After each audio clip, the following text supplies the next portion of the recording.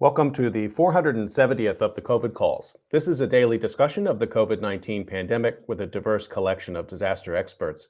My name is Scott Gabriel Knowles. I'm a historian of disasters at the Korea Advanced Institute of Science and Technology.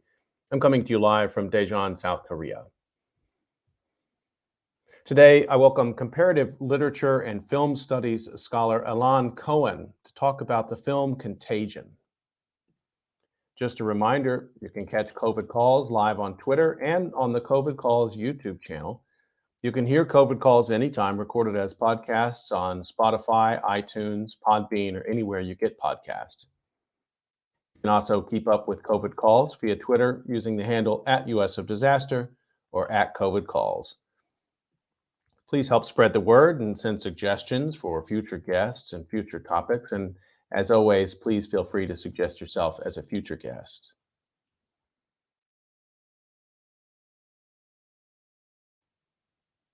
Just a quick announcement. We'll be starting at 5 p.m. Eastern Time on Tuesday, the two-day super episode of COVID Calls, which will lead to the launching of the digital archive. We have 28 episodes over 2 days, and the very first of those will feature Monica Green, Christos Linteris, and Jacob Steer-Williams in a conversation about disease origins and premonitions. So please do join me for that, and we will be followed after that at 7 p.m. Eastern Time Tuesday with a performance by the singer-songwriter John Gorka. And then we have almost every hour following that for the next 2 days, episodes going through every aspect of the pandemic. And I hope you'll join us for those. You can follow along on Twitter by following @US of Disaster or by following on the YouTube channel for COVID Calls. As of March 14th, 2022, according to the Johns Hopkins University Coronavirus Resource Center, 6,045,848 people around the world have lost their lives to COVID-19.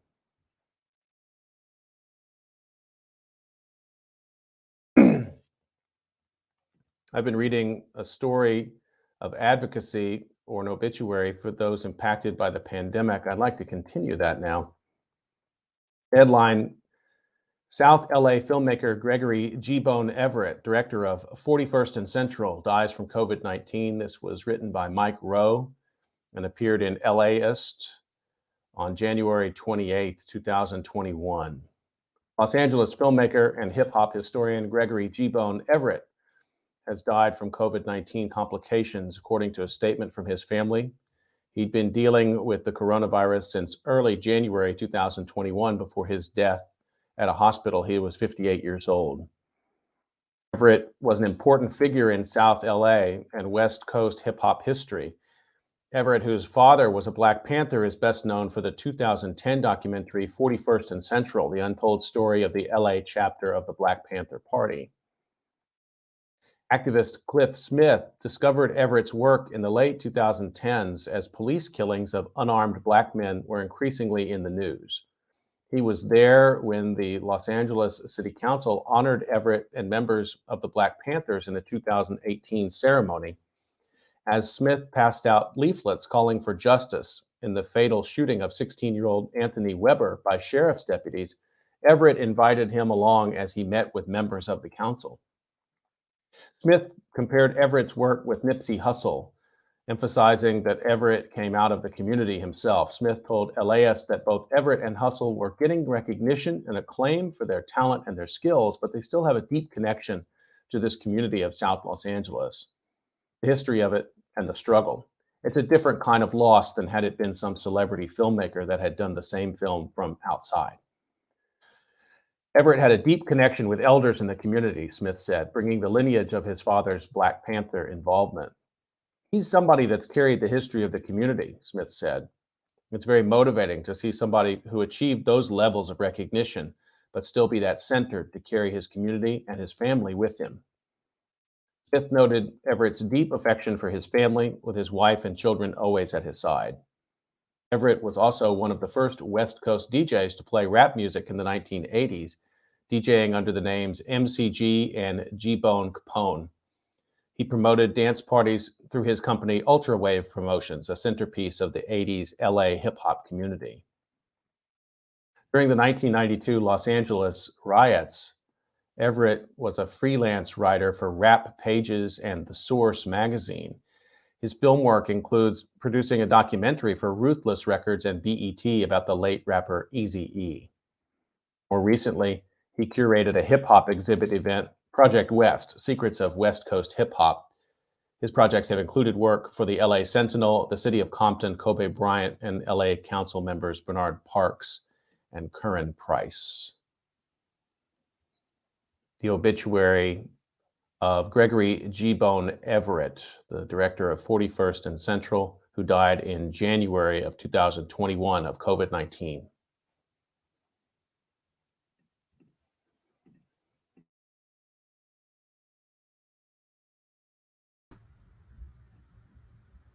Okay, I'd like to turn to the conversation for today, and let me introduce my guest, Alon Cohen. Alon J. Cohen is professor of comparative literature and film studies at the University of California, San Diego, where he spent his career. He's also a practicing psychoanalyst, member of the San Diego Psychoanalytic Center, the American Psychoanalytic Association, and the International Psychoanalytic Association. He is a single author of about 100 articles having to do with auteur filmmakers, text semiotics, or art history in various journals and book chapters. And he's also presented 300 papers at least, nationally and internationally. In his research, teaching, and talks, his analysis focuses at the granular interweave of technical prowess and psychological motivation. And he's been kind enough to join me here today. Alon Cohen, it's great to see you on COVID Calls. Thank you, Scott Knowles. It's a pleasure, it's an honor, and it's a delight also to know that this is almost the tail end of a series, as if by wishful thinking we wanted COVID to be over. So I think it's a very privileged moment as well, and I enjoy it very much. I've been moving that ending point now for well over a year, when I thought I would stop doing these. And indeed, I have to say, even though the 500th episode is coming this week, I've decided to continue, not daily, but the pandemic has its own timeline, doesn't it? We have new avatars and we have new variants, and we adapt, and we are perhaps flexible, and we know that we have to be in a struggle and that this will go on forever. If the risk is that we wear masks the rest of our lives, so be it. On the other hand, that's not so much of a risk next to the other possibilities when you think about contagion. Alon, let me ask you first just where you're calling from. I believe you're in San Diego. Maybe you can give us an update on how the pandemic situation looks where you are. San Diego, indeed. The picture is really exactly one of wishful thinking. We hope that it is over, that we have finally, that Omicron's variants are conquered. But as I like to discuss with you, I think that until Dr. Fauci gives us the yellow light to say, you may now enjoy the indoors and the outdoors equally, until I hear that, I'm going to be vigilant, cautious, and we got used to it. In fact, I think that I'm one of those people privileged, being a psychoanalyst and being a professor, doing seminars and seeing patients on Zoom all the time. And as a result, the positive side is that you don't have to worry about parking. On the other hand, the negative side is that we all become two-dimensional, and that's a very sad state of affairs. But when you see a gallery of people intent, you are really thanking the gods for the platform that Zoom provided us and enabling us to maintain community. And very often you see people you haven't seen in quite a while who appear on the gallery. So that's perhaps the positive side. The negative side is that you're not shaking hands, you're not having social, you're not being 3 and 4 dimensional, you're being static. And that's something that we'll perhaps talk about later on. Just to follow up on that briefly, because I do have a colleague and friend, Charles Strozer, who's a historian, and he's been on COVID Calls a couple of times. And he's a historian and a psychoanalyst. And he moved his entire practice online because he had to. And it's just as you described it. It's enabled things. It's enabled him to take on new patients. It's enabled, maybe some conversations with people that he wouldn't have been able to have.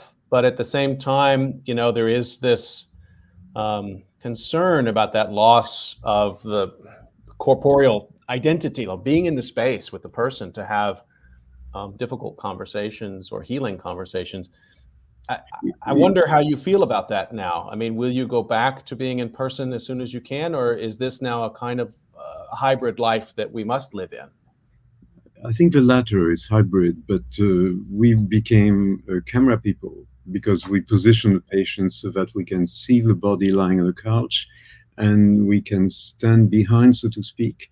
But I no longer know whether my patients are tall or short, or whether they're fat or thin. And there's something scary in losing the experiential of the body. I cannot see them, for example, anxiously perspire, and I cannot see the jubilant smile.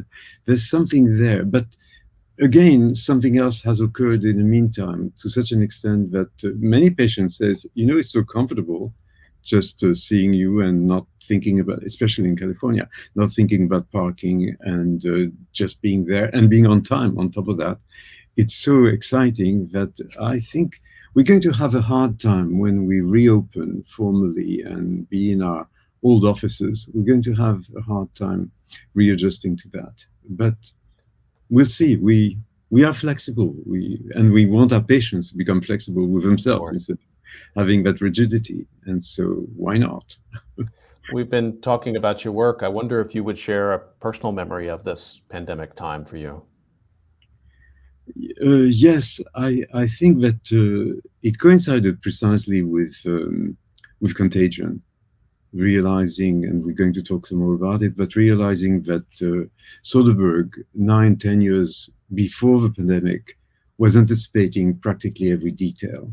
And just like Kubrick, who had worked very closely with NASA when he was doing 2001: A Space Odyssey, and he wanted to be technically and scientifically right on the dot. Similarly, Soderbergh studied quite a lot with the WHO, with the CDC, and so on, to make sure that he was nailing down the possibilities of what would emerge and what did emerge, in effect. But we also learned that the vaccine was not just an accident that was forced full speed ahead in order to cure people. They had worked on RNA messenger for 10 years before, so that it was not expedited. It was really the result of real lab research that led to the results of Moderna and the other vaccines. So I think there's something very, very special about understanding that the last second half of the 20th century has seen the extraordinary advances in science and pharmacology. They went to an excess, but on the other hand, without that, we wouldn't be living longer life, healthier lives, and so on and so forth. So somebody asked me on a panel once to resume the 20th century, and I said, piece of cake.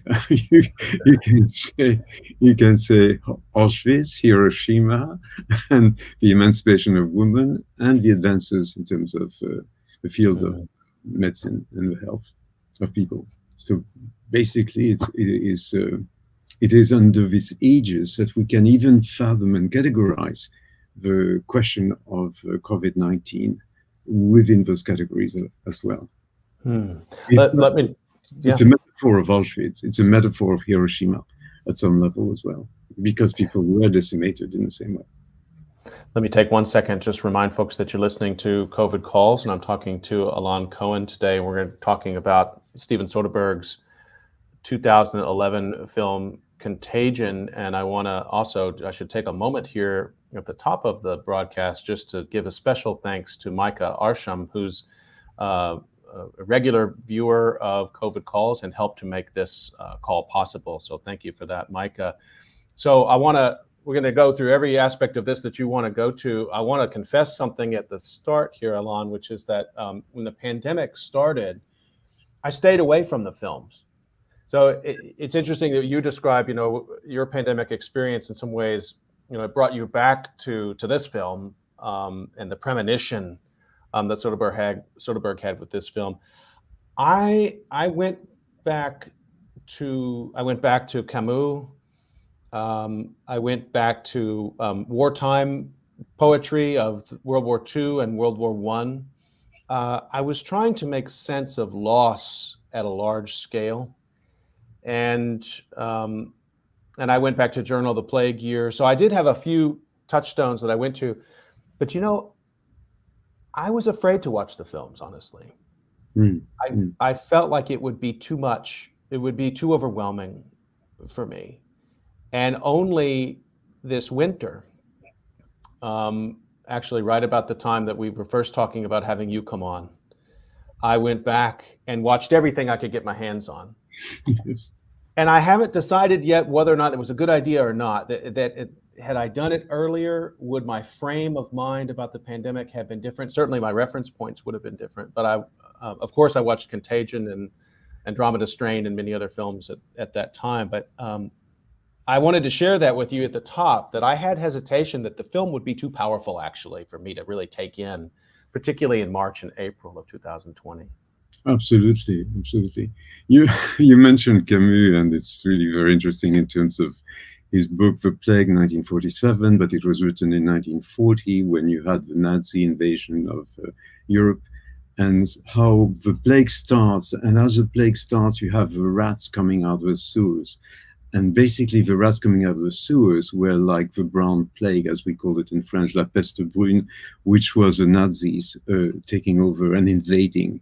So, in a certain way, this leads to an extraordinary spectrum of reaction comportments on the part of people, the deontology of the medical characters, the cynicism of others, the way in which people are lost into nostalgia, or on the other hand, people are dreaming of the end of a plague, etc. That was wonderful. But I think there was also an analogy with Foucault and Foucault's work, the history of his work. He works on the history of madness. We put the mad people in asylum. They're the other. They're going to be on stage. In the same way as we did that in the Middle Ages with the lepers, we put them. In the same way as we did that with prisoners.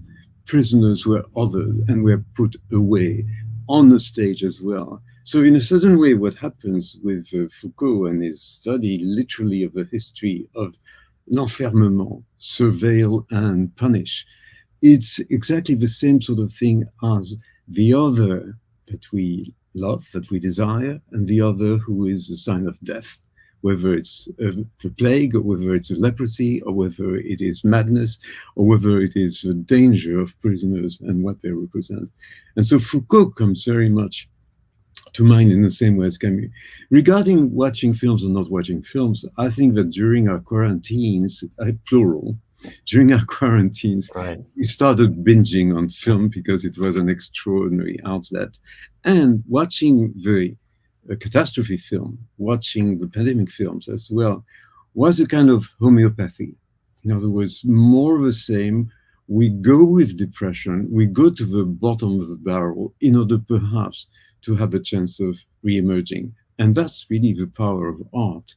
Art leads you into a possible world, into a series of possible worlds, thanks to which perhaps your mind expands and you are able to see different types of death, different types of comportments, different types of reactions, and different ways of dealing with chaos and dealing with the helter-skelter that a plague would bring about. And we live that plague, you see. And so you have a hyperbole, perhaps, in a bubonic plague of Bergman in Seven Seal.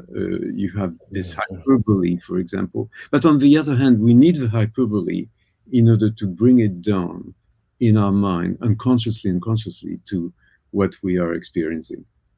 So it's a way to cope then. Very much so. I was telling you the other day that the word resilience has been so belabored that you can no longer speak about resilience anymore. Be resilient means nothing anymore. We were resilient. But it's a question of a test of character, of fortitude, of endurance, and accepting our vulnerability. We are helpless in front of certain things. So instead of moaning our helplessness, realizing, actualizing the helplessness, actualizing the vulnerability, thanks to which perhaps a certain strength of character can emerge. Mm, Psychoanalysis, we cannot do much about our DNA. We cannot do much about our environment, our socio-historical event in the world. But character is something that can be perhaps analyzed. You and your brother or sister are from the same DNA, the same socio-historic milieu, etc. And yet one of you is jubilant, the other instead is depressed. So go figure and go. mm, You cannot have a socio-historic determination. You cannot have a total DNA determination. You do have also a character impact that can make a certain series of tropism possible. And we're mm. after those tropisms, I think. And that's the power of art as well. So I think we'll turn to talking about the film in some detail here in one second. But there's one other thing I wanted to sort of ask you. And I think we'll touch on it through our conversation. But I want to ask you just about the power of film as a narrative tool. And I think it's part of the historian in me's fascination and hesitation sometime with film, which is that we're always making narratives, of course, and disasters of are for many of the reasons you were just describing. They demand a narrative structure for us to make sense of them, and I think particularly they demand that they have an ending, right? And so origins sometimes are of disasters in disaster films are left a little bit murky. I mean, maybe that's what drives the film forward sometimes, and we'll talk about that with Contagion. But there's powerful sense making work going on for people with film, and because it's also multisensory. And I wonder about your feelings about that, and the positive impacts on that for psychologically, which you were touching on before, but maybe also some of the negative impacts. In other words, in most of these disaster films that I've watched, and not just the pandemic films, there is a resolution. It may not even be a happy resolution, but there is a resolution. History doesn't afford us that a lot of times. It's not clear. It's diffuse. It's uncertain at the end, at the point at which we end the chapter. And so I wanted to sort of draw you out a little bit on how you think of the relationship, between film and narrative and sense making in disaster. Mm-hmm. Yes, I think that two ways of dealing with this. One is the fact that, in the same way as opera was a total medium of the 19th century, it had an extraordinary narrative, it has extraordinary sound, it has music, it has a story and cast of characters, cast of performers. The 19th century is the opera. And you start really way back in the Renaissance, Monteverdi, all the way to Mozart and Verdi, Mozart in the 18th century, Verdi in the 19th, Wagner as well. So this is the totality of a medium in the 19th century. Cinema, which starts in 1895 up to the present, cinema takes over as a total medium. And the way in which, as a total medium, it is, as you said, a narrative, but it's a narrative that complements the existential. Because remember, we don't know when we were born, we don't know when we die. Our obit writer knows when we die and can tell a story about us, but we cannot. And so we are in an extraordinary arc in our existence between the moment of the beginning of self-consciousness and the moment when we decline. And so it's not as if we have to have a teleology saying, I reach the best, etc., as much as admiring in our lives all the possibilities, literally, of the questions of achievement, accomplishment at every stage of our lives. And so at some point we establish a synthesis, but basically the synthesis is ex post facto and post mortem, as opposed to the way in which we experience. But another thing about narratives, and we're going to touch upon this on about this film as well, is that any narrative starts with the breaking of order, the breaking of a law. There's a transgression, and because there's a transgression, the story occurs. The story has to end, but remember that the end is a convention. It has to end. But during 2 hours of a film, during 400 pages of a novel, the law is suspended and transgressed. And so in our unconscious, in our imagination, we are enjoying the transgressions that are possible through the imagination, thanks to the possible world that literature opens up, music opens up, and suddenly cinema opens up. And then, very often with my students in my professorial side, my students, I say, watch the last 5 minutes of a film, and then start seeing it, start looking at it. Because at the beginning, you're entirely captivated by where does it go, how does it end? Mm-hmm. And then you miss out everything else. You miss out the composition, you miss out the poetic image, you miss out the transcendent moments, because I distinguish between a movie and a film. A movie is something you experience the first time. A film is a movie that you study. When you study it, you start seeing the recursive pattern, whether it's sounds, the means of cinema, objects in the image. You start seeing all that, and which is what you've missed out because you were after, just like the little kid to whom you tell a fairy tale, how does it end? So, Yeah. How does it end? We don't know. Existence does not end. As I said, we are not there for our deaths. We are not there to write our deaths. And so That's so interesting. You're in other words, you assign your students, you give them the spoiler alert is what your assignment to them. They have to experience the ending first so that they can actually see see the a film. existential reality of the film itself. That's quite brilliant, actually. Yes, and therefore they enjoy even more when knowing where it leads. It releases the tension of narrativity, which is linear. You want to go non-linear. How do you go non-linear? You get to the principle of composition, and you get to the level where you are enjoying the richness. When you replay a film for your friends, saying, I want you to watch this film that I enjoy, you replay a certain scene, a certain sequence, a couple of sequences that you found transcendent. You don't replay the whole film. This is why, in a certain way, just like you read a book and you have some bookmarks, you don't bookmark the whole book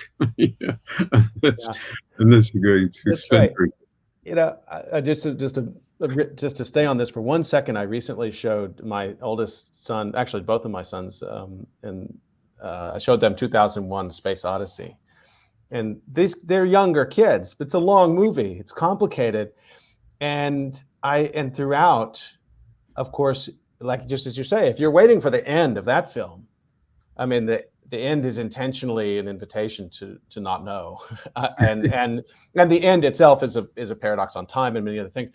And at various moments in the film, my older son is saying, what does this have to? Where's this going? Like, what's the? And I said, just as you said, I said, I think you have to set aside the ending point for this film and enjoy the individual moments of it. And he agreed after it was over. He said, yeah, I don't know about the ending, but he liked various moments along the way. I remember I was teaching that film once, and I remember I wrote a lot also about Kubrick.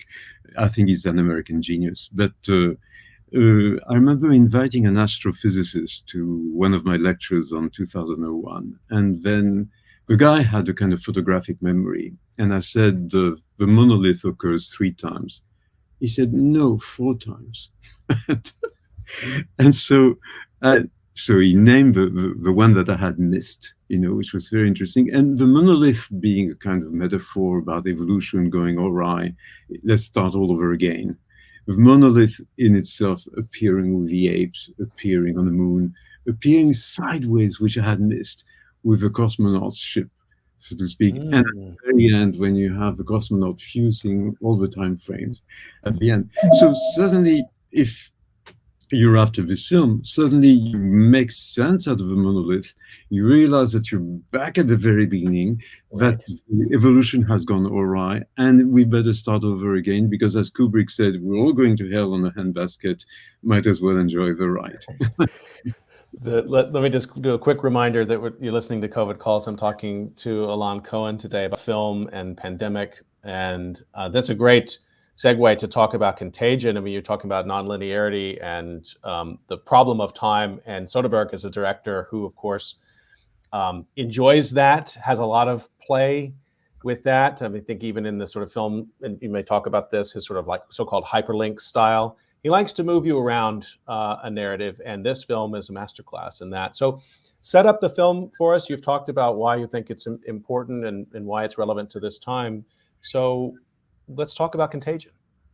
Thank you. Thank you very much.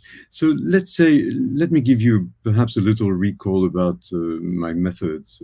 I already mentioned linear and nonlinear in terms of approaches. One is going to be uh, driven by the narrative, the other is driven by the poetics of the composition. But also, I'd like to underscore the fact that any film, it works also with any artwork, is working at the intersection of four different subjectivities, or four different intersubjectivities. So, with a film specifically, you would say you have the director, and I'm mentioning auteur filmmakers, the ones who have last cut, etc., final cut, and so, but it comes with a whole cast of people doing the sound, doing the light, doing the music, the post sync, etc. But basically, we designate the first subjectivity as being the director. In this case, let's say Soderbergh. But Soderbergh comes not only with the subjectivity, but he comes with his own history. He's loaded with different films, different prizes, and what have you. So Soderbergh is a principle of filmic apparatus, as we call it. The second subjectivity is the principle of spectatorship. So it's us, it's viewers, but it's at the same time perhaps an ideal viewer in ourselves, where we are more or less encyclopedic of the quantity of films we have ingested during our lives and in which we're going to set the current experience at work. The third subjectivity is the one of the interdefined characters. So very interdefined. You know, in the same way as you don't have Hamlet per se, you have Hamlet, Ophelia, Gertrude, Claudius, and right, etc. You do have the characters who are interdefined, and therefore they're all in the mind of Shakespeare, and it's the different velleities in the mind of Shakespeare that take different forms and different directions. So this is your interdefined characters. The fourth one, which is just as important, is the actors and actresses who play the characters. So Kate Winslet comes with an extraordinary load of previous film, as does Gwyneth Paltrow, as does Jude Law, as does Lawrence Fishburne. When we see Lawrence Fishburne, we cannot not think about a Shakespearean actor. He played a fantastic Othello. He's a Matrix per se, much more than Neo, etc. So this is really what comes to mind as we're watching. So not only do you have those four subjectivities that are intersecting, but you have four different unconscious that are intersecting. In other words, Soderbergh wants to capture me in terms of my affect, in terms of my emotions, in terms of my sense of wisdom, at the same time, sense of right and wrong, as much as what I like, what I don't like. So he wants to capture me. And how does he capture me? Through his cast of characters. And how do the cast of characters are captured by the actors who play the cast of characters.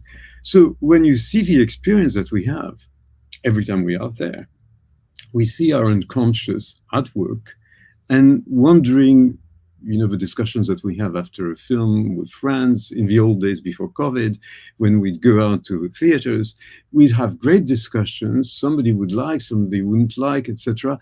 And I think it's a maximal experience of understanding that it appeals to you for a particular reason, and then you have to find in your own processing and unconscious how you broke down the film in order to speak about your aesthetics and your ethics and your philosophy of life and life as reflected in cinema.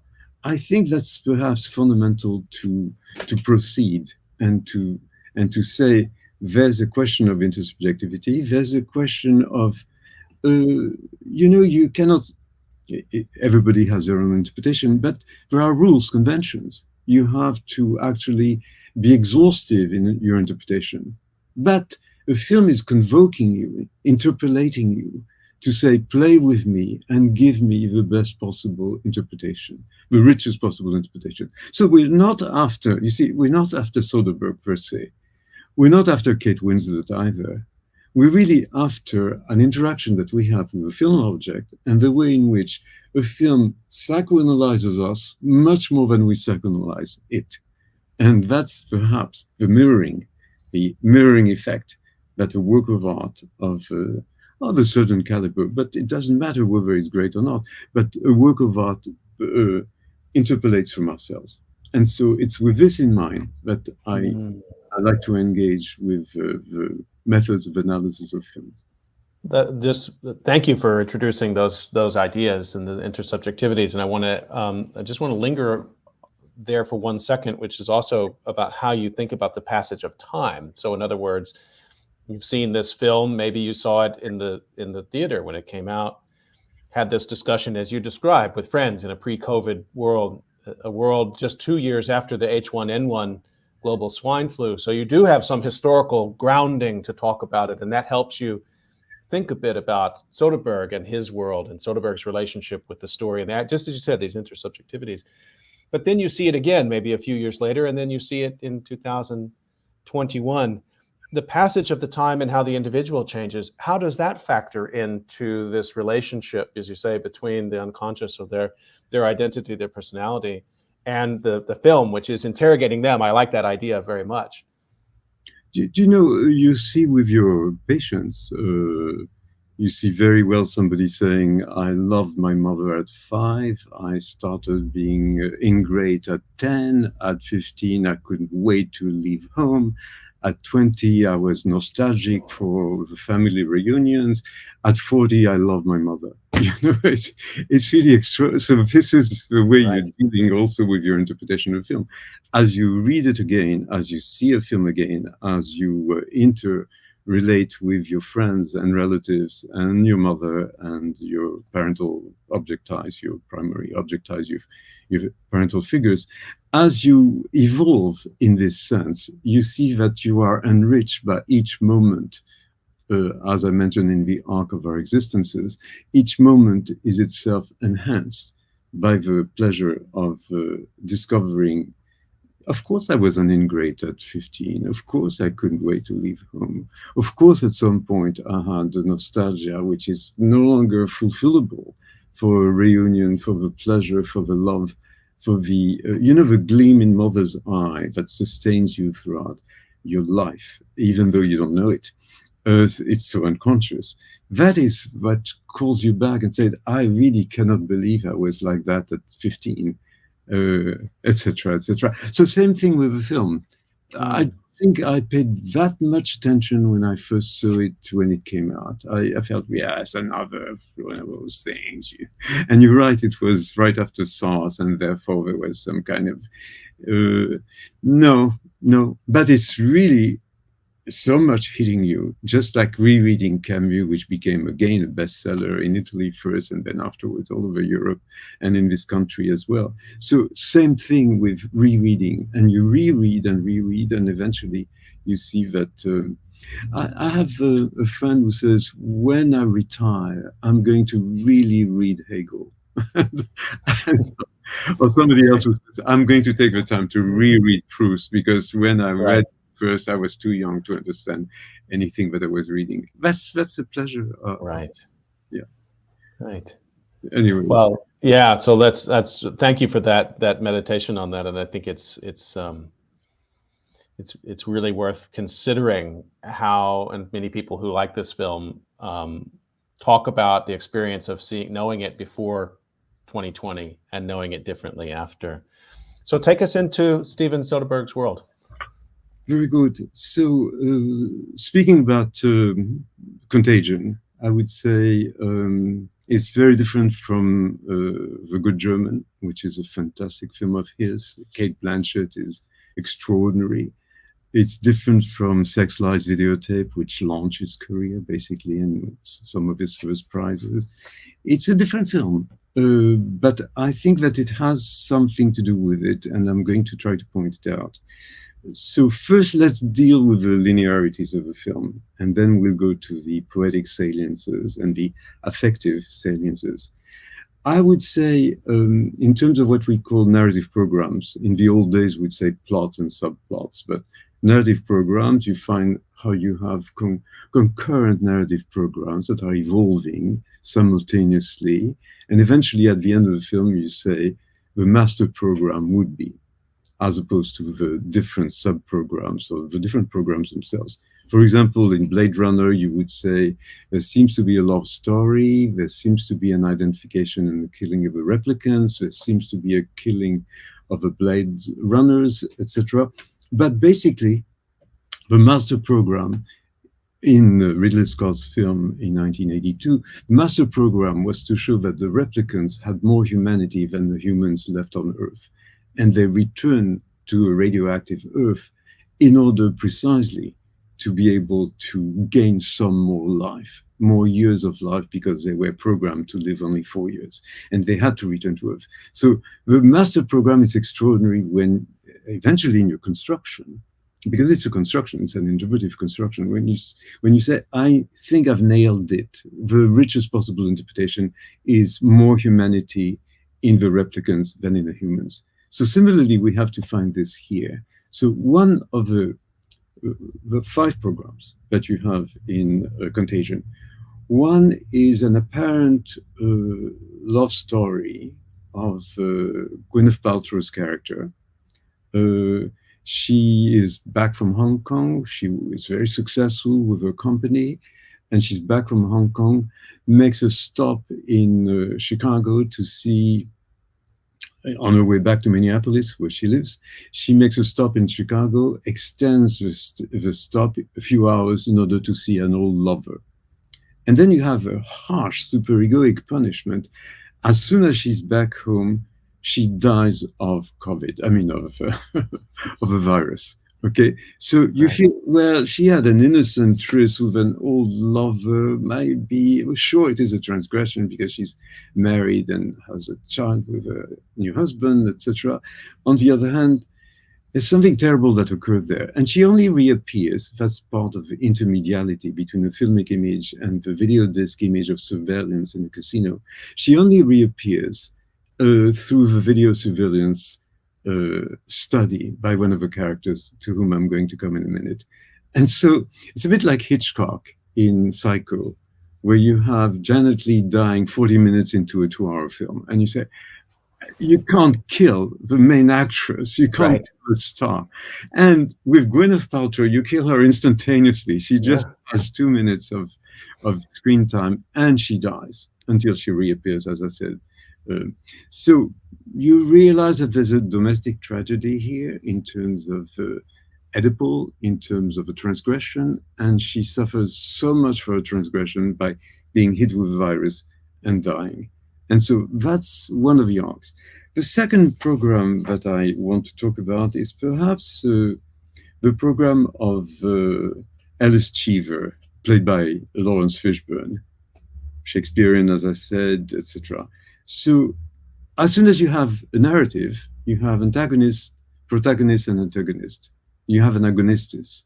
So in this agonistics, basically, Dr. Cheever is really in a fight against many. He's a kind of Dr. Fauci today at some level, but he's in a fight against the media, and he's in fact in a fight against a blogger who is sadistic, who is a hacker, who has no scruple, who wants to discredit the CDC with his tweets. He has 12 million followers. He's played magnificently by Jude Law, whom you love to hate. He's such a villain, you can't wait to see him killed, and he's not killed, and you're frustrated, but he disappears at the end. And he's a guy who wants to exploit his forsythia which is a bit like the hydrochloroquine of the COVID era. So this is a second narrative program. It's going to prevail at the end, but is going to prevail, but is going to be accused of a minor infraction, such as giving a privilege to his wife of a vaccine, which he should never have done. I cannot believe, shocking, that he gave a privilege of vaccine to his wife instead of waiting for her number to appear. That's the infraction that he's accused of. It's practically, there's an inquisition about this, instead of celebrating his victory. Then he is a bit like Dr. Rioux for Camus. He's really, he has acolytes, he has adjuvants, and he has a three-front series of adjuvants. One is Kate Winslet, Dr. Mears. She rejoins Minneapolis for the CDC from Atlanta, and she joins in a struggle concerning public health. The second one is Leonora Orantes, who's played by Marion Cotillard. You cannot forget her as Edith Piaf in the film La Vie en Rose, for example. Among other films, she is really quite a star, not just in France, internationally. So she is working for the WHO, the World Health Organization. So this is the second prong out of the three prongs that are orchestrated by Cheever, Lawrence Fishburne. So this is a second narrative. And she is studying very carefully the origins of the virus. She goes all the way to Hong Kong. She studies the video disc of surveillance to see who Gwyneth Paltrow was in contact with whom she shook hands, with whom she played on the casino to gamble, etc. And so she's detecting and she's making progress and see the network of contamination. And the third prong is Dr. Ali Hextall, played by a magnificent Jennifer Helly, who works in a lab for the search for the vaccine. And so you do have a magnificent team orchestrated by Cheever, and they're all reporting to him.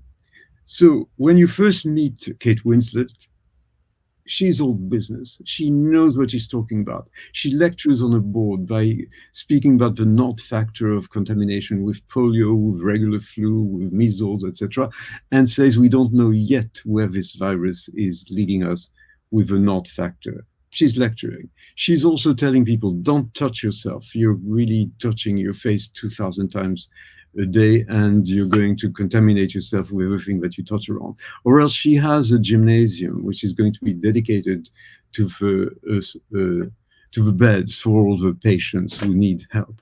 You have the impression that she is going to solve it.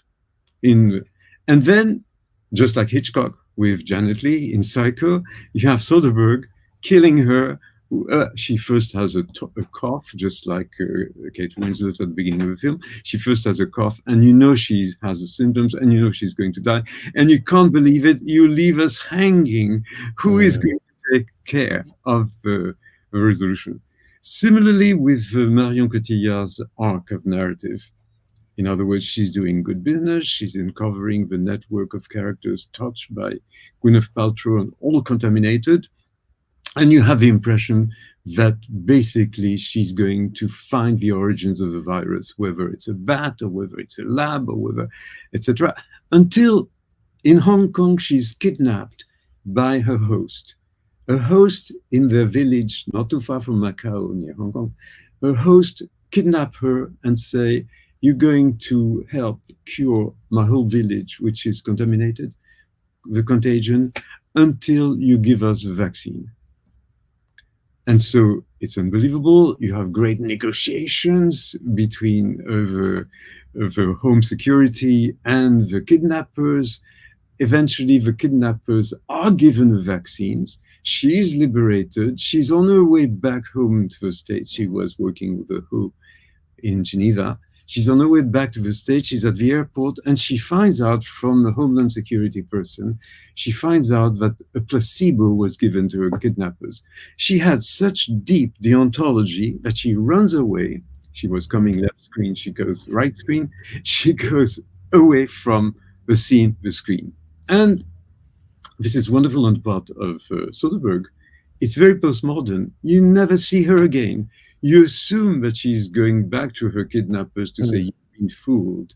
And you don't know what happens to her, and you don't know what happens to her scientific search for the origin of the virus. Yeah. So it's an unacceptable, unbearable, and therefore, just like Kate Winslet dying 40 minutes or an hour into the film, you have Leonora, Marion Cotillard, you have Leonora who disappears into just the fog Right. of deontology, of medical deontology. And then you have Ali Hextall, who is really the star of the show. And basically, she is patient, she is humorous. When Shiva says, "When are we going to find a solution?" she says, "Well, ask the monkeys," etc. And so, at some point, and it's very intricate in the film, but not that intricate really, at some point, she tests a vaccine on herself. And testing vaccine on herself is quite a risk. Yeah. She could die from it, but she succeeds. And the first thing that she does, she's not at all a "look at me" narcissist. The first thing that she does is to go to her hospital where her father is in agony or dying, practically, probably from the virus. It's not made clear. And she says, Dad, I've tested the vaccine on myself. And the dad is saying, "My God, what have you done?" And then he's proud of her. And that pride of her dying dad, agonizing dad, is worth for her even the Nobel Prize that she will probably acquire as a result of her work. And so this is perhaps the fifth sort of narrative program that I would mention. Now, in order to understand the pleasure that we have with this film, we have to go to the poetic saliences, and we have to go to perhaps the prowesses that you have technically on the part of Soderbergh. So I would play with bookends, and the bookends that play with are going to be at the very beginning of the film, when you see technically the spread of the contagion, and at the end of the film, you see the thick red thread that Soderbergh has put together by postponing, by starting us as a kind of rhetorical strategy, starting with day 2, and we go back to day 1, and suddenly we have cause and effect. But before I comment on this, if we have time, I'd like to give a few glimpses of the very beginning of the film, when you have the contagions spreading. Sure. Let's come to that. Let me just remind the audience very quickly that you're listening to COVID Calls, and I'm talking today to Alon Cohen about the film Contagion, and I really like how you laid out the different programs there. I just want to sneak in one small question before we turn to this, which is I like the way you described Dr. Hextall, and the one of the boldest things in the film is her inoculating herself, which again is, there's a lot of important play going on there. I mean, here you have the setting of this mass global event of death, but he still manages to heighten the suspense and care and concern that for this one person. And that in itself is a difficult issue of storytelling. But talk to me, if you would, about that as a theme that runs across many of the pandemic films. Because, I mean, even, I don't know if you think it's a great film or not, but Omega Man is a sort of classic, pandemic film. And then of course, the remake, the update of Omega Man with I Am Legend. This is a theme that runs across, and we see it again in Contagion. And I wonder what you think about that. What kind of work is that doing for the director, that we have this, ultimately very nonviolent act, but that the film hangs on it for a second. I think in some ways you could say, as you said, the most important program is hanging on this moment where the doctor decides that, well, to save humanity, I'm going to have to put myself in this one spot of danger. Yes, I think it's an epiphanic moment in the film. It looks very simple. It's a shot which is even darkened. There's a chiaroscuro there about this shot. And you are clashed between, on the one hand, she's doing it, she's pulling up a dress, and she is inoculating herself on the back of her thigh.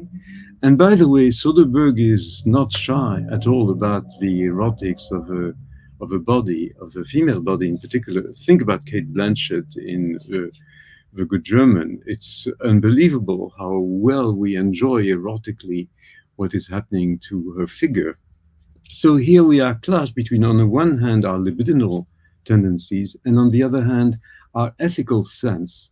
And so he manages, and this is what's so profound here, he manages to have the character and to have the actress being neutral, neither exhibitionistic nor shy. And so the turning point here at that clash between the libidinal and the ethical, because basically we feel that this film is not about erotics. This film is not about the showing of a human body in its nudity, but it's so well shot in a chiaroscuro without the exhibitionistic tendencies that you would have in an actress or in a character, that the epiphany works. You see, and then that's why she can jump from there. You don't have that very often. You have the aha moments in all the disaster films, in all the contagion films. You always have a aha moment where something turns around. But basically, you have to wait. You have to pay for your pleasure of things turning around. Right. That's right. The fact that he chose that moment to have that clash. But we love being clashed because we don't know whether to go into the aesthetic or to go into the ethic. We're really in between, on the fence. And that's a very powerful way of manipulating the position of a spectator. Thank you for contextualizing that part of the film. So, okay, I think I didn't want to take you away from where you were heading, but I did want to linger on that just for a second because it's important across these different films. So tell us more. What are we going to see? Some clips now. So let's see a few of the salient moments that you have in terms of the filmic prowesses. So I'm going to share screen.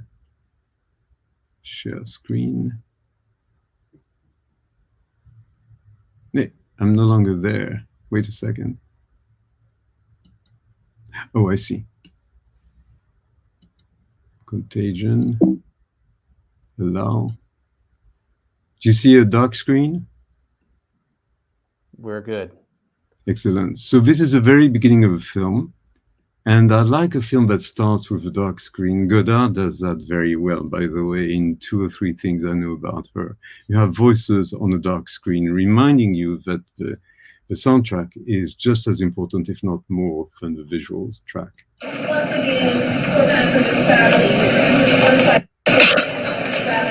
And on a dark screen, we hear the cough. And the cough has to be identified, and it's going to lead us to Gwyneth Paltrow, in denial, saying, I'm just tired. All right, so here we are, and she's going to talk to her ex in order to say how much they enjoyed the moment, the few hours that they had together during the stopover in Chicago. The next thing that I want to show in terms of the pleasure of cinema is a bit into Contagion in day 2.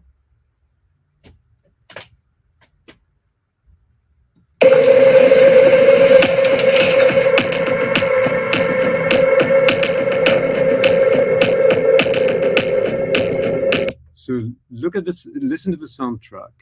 Electronic music, giving us a sense of the dash, a sense of a precipitation, and a sense, because music is so meaningful and we don't know what meaning to assign to music, we project. So there's something of an intensity and something that seems to be musically narratively leading somewhere.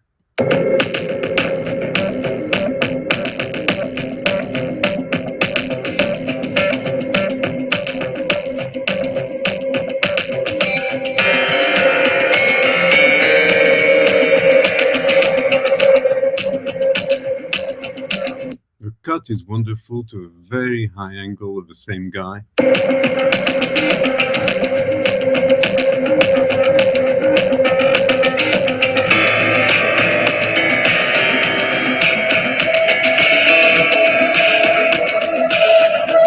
And we move very fast from Hong Kong to London, and the model who is also going to be struck by the virus.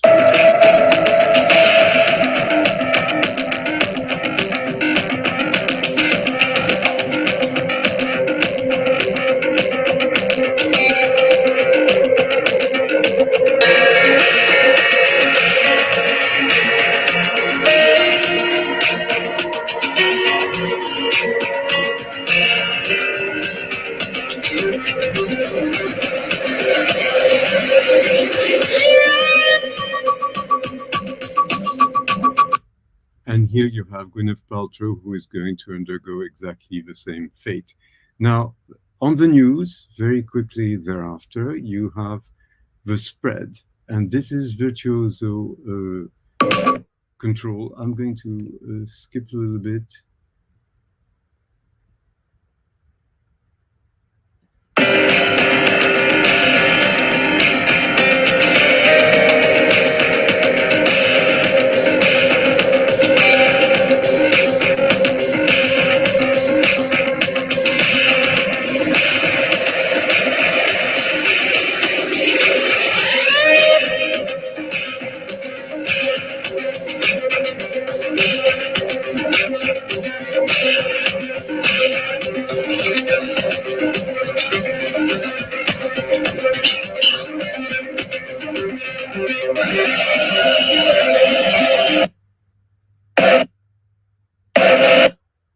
Wasn't anybody home? Was he okay? Read the posts.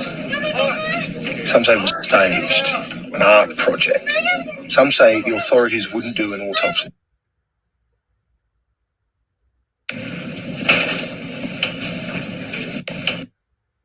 Just go up to your room, honey. Think she'd be here with you?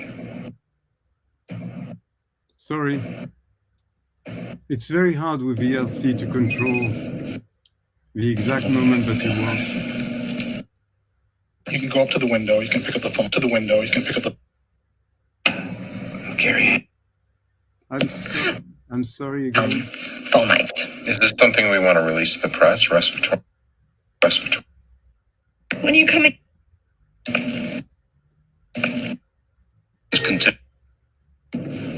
Hello? No. Stay there, Clark. What cures it? Things to keep people calm. I'm sorry, I cannot control completely the VLC, as I explained. It's a very sensitive platform. But let's deal with the best we can. Here we have the lab cosmonauts, as I like to call them, testing and trying to find something regarding the possibility of research on the vaccine.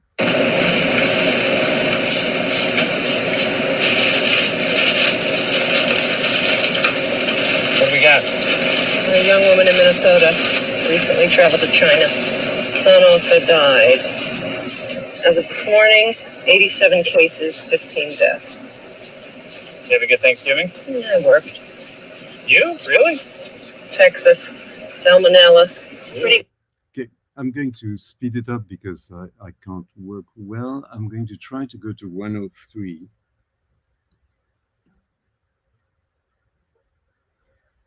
That. Is there anyone out?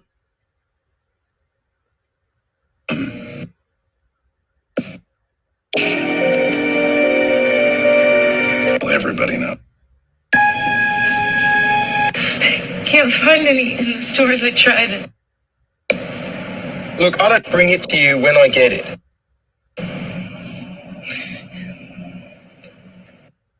When did we run out of body bags? 2 days ago.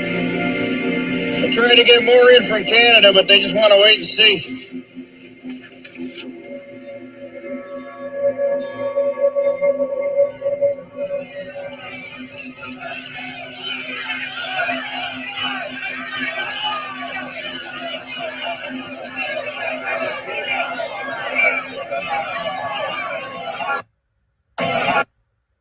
first to track the Shinko busman I video.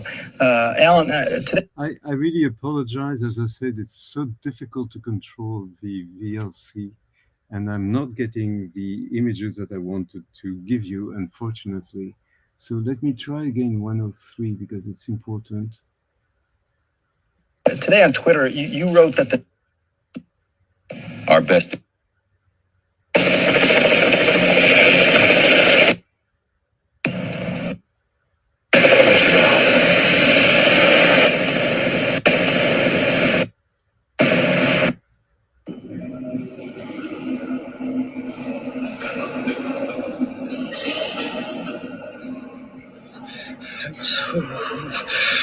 This is salient both in terms of narrative and in terms of the aesthetics of the film.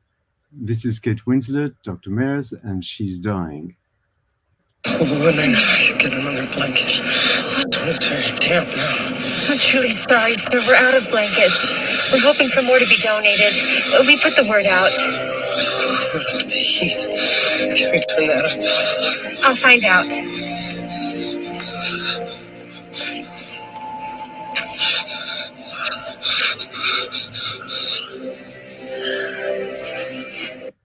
Look at the diagonal that you have here and the way in which it is lit and the way in which the patient next to her is shivering with cold. She herself is about to die, but she has one last act, which is ethically and deontologically unbelievable, to get rid of her own blanket that she won't need anymore because she's dying, and to give it away.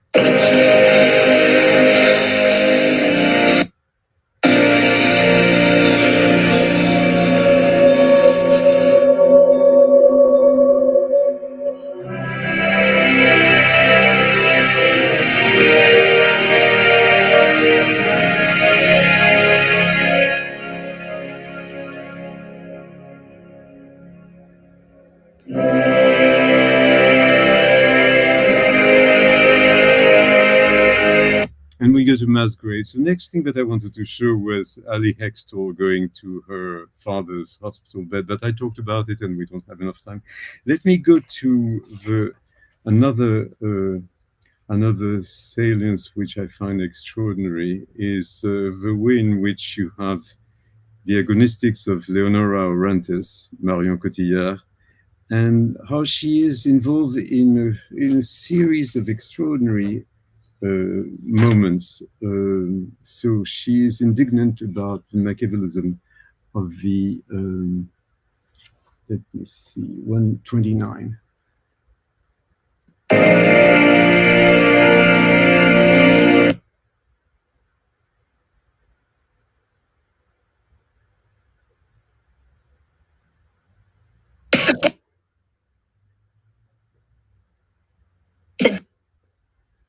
Vehicles, you'll never see her again. Yes. Yes, I'm fine. Please give them what they ask. I just want to go home. Once we have the vaccine, we'll tell you where to find her.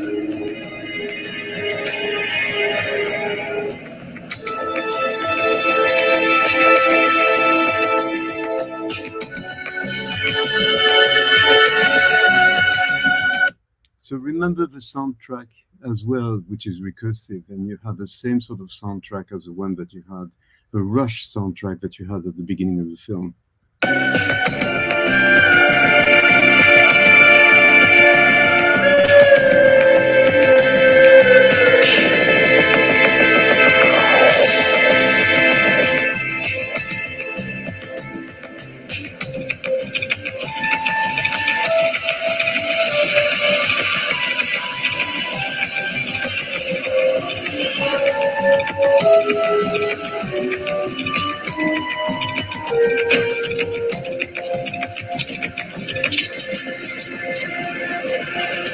It's a French or American.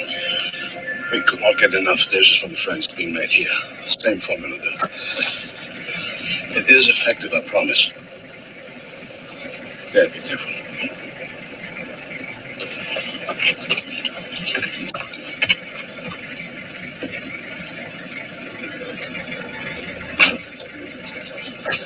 Oh, wait, where is she?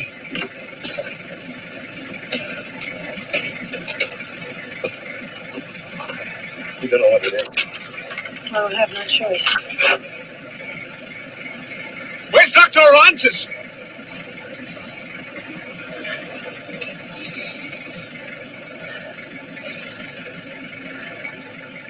Della!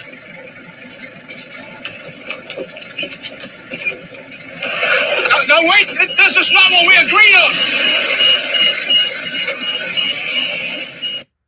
Exchange here. And let me go finally to, before I go to the end sequence, which is just a minute before that, I want to go to 1:35:48, which is when you have, oh, what happened? Are we out of time? No, I think may just need to share again. There might be a time limit on the share. So if you can just load that back up, and that gives me a chance to remind folks that you're listening to COVID Calls, and I'm talking today to Alon Cohen about the film Contagion, and he's been going through and showing us some clips here after our conversation about the thematics and intersubjectivities of the film. It looks like we do have it back, so I'm going to bring that back up. Thank you, thank you. So let me go to 1:35. It's an extraordinary shot where you have the history of the viruses together.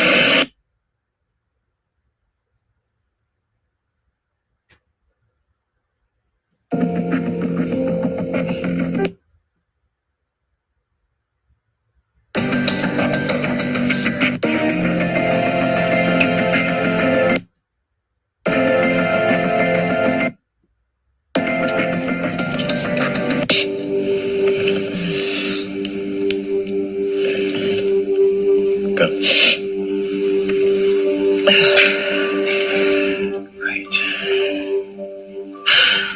Like you said, baby.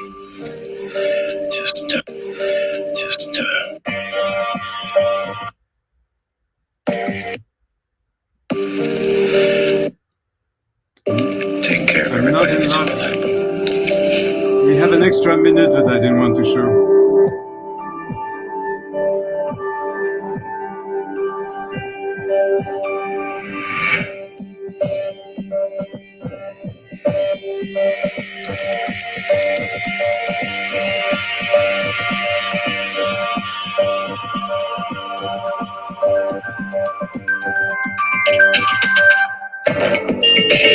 This is the extraordinary moment where you have literally the layering and the history of the viruses going from SARS to H1N1 and MV1.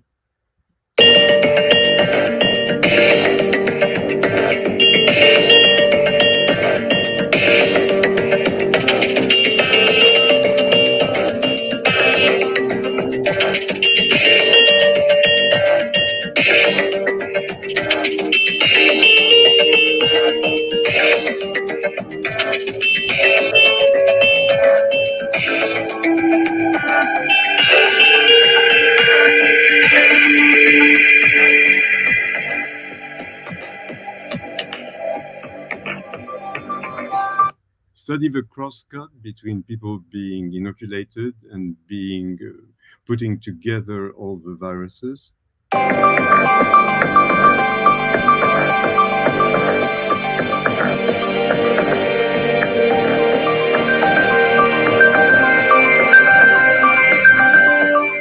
This is a shot I really think is making the whole film very well synthesized, as if we had a bubonic plague, as if we had the bacillus of the plague, as if we have all of them put together, SARS, H1N1, and the current one, to which we would add today COVID-19.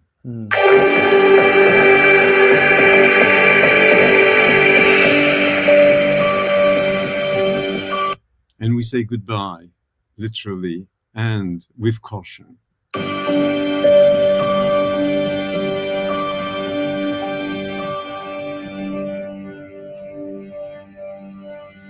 And then we come to the enigmatic end.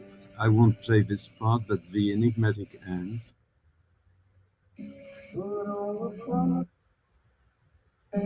Dad? You coming? Yep. I'm just looking for the camera.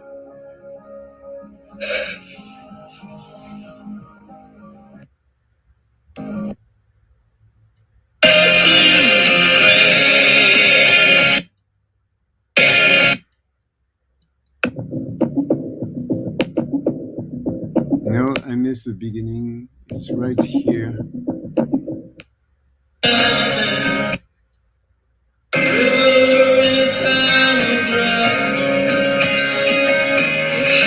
Oedipal look of father on daughter, whom he was really overprotecting. And then we get to this very interesting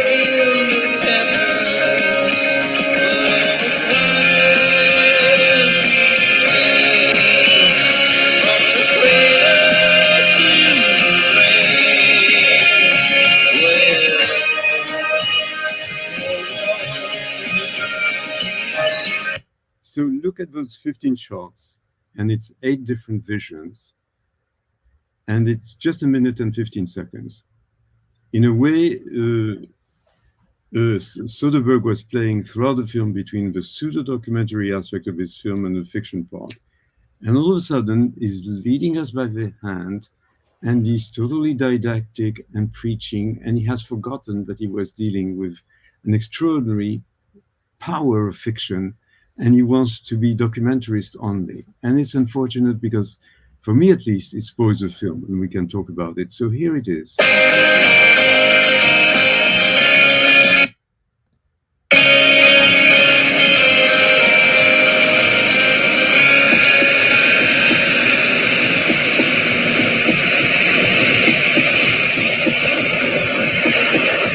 This is Gwyneth Paltrow's company in near Macau.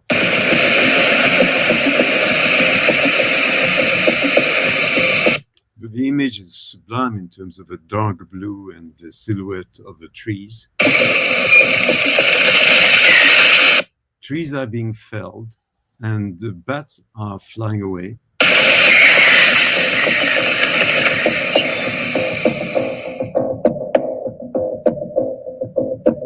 Bat.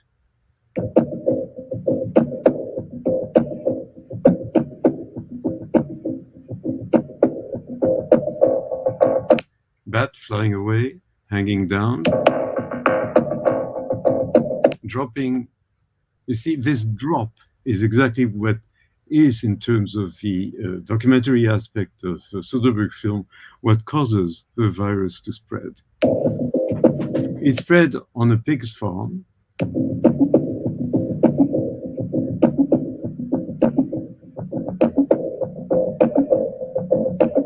The pigs are being made ready for the trucks.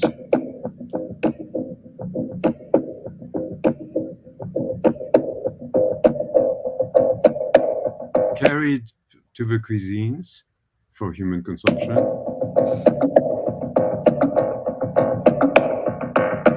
Culinary art. The chef at the casino in Hong Kong is asked to speak to a customer. Cleaning himself up. Shaking hands with Gwyneth Paltrow. So you see how we have hands very well orchestrated here. And in this handshake, of course, everything passes. Remember that we've had 15 shots leading to the 8th vision of what actually occurs, and therefore we have a cause and effect about the zoonotic theory about the origins of the virus. Right. When we say origins, we have to think of Heidegger and the origin of origin and the fact that it's a simulation, but it's a different story. And rhetorically, we go back to day one that was arbitrarily rhetorically missing from the beginning of the film, precisely to make a story be.